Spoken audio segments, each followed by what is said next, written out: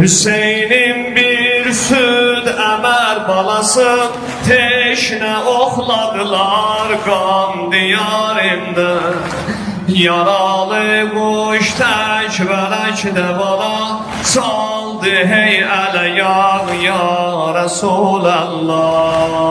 Məhərrəmdə qara pərçəm əsər, sinədə qızışar şiələr qani. Dolan gözlər Kərbəlaya baxar, qətrə qətrə axar hey ciyər qani. Həmin ayda qara yelə silib, göylərə səfilib südə mərqani. Hüseyin ağlırdı o hala vəli, güldü dilsiz uşaq ya Resulallah. Hüseyin gəldi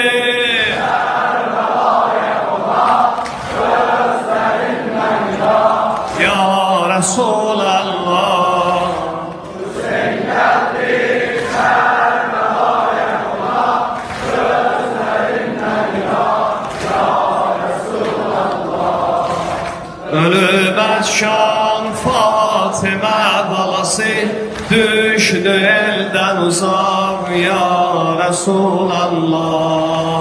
Ölüb şan Fatıma balası, Düştü elden uzak ya Allah. Məhərrəmdə sinələr açılar, qəbli sinə zənan, dil kebab ağlar.